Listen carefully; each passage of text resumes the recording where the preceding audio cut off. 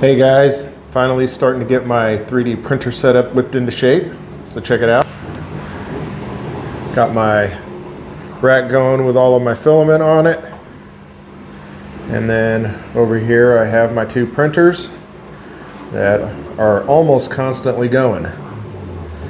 So right now I've been printing a lot of these Star Wars ship kit cards, and I'll show you what some of the finished models look like. So these are the models that I currently have made. I have my Rebel fleet I'm building over here, ARC 170, got the Snow Speeder, the A1, as well as the X-Wing. And then over here we have the TIE Advance and the TIE Interceptor, with more to come.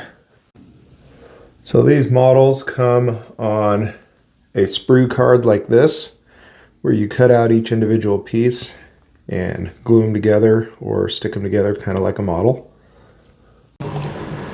So a couple of those models are available on Maker World, but you can find all the rest of them available at galacticarmory.com.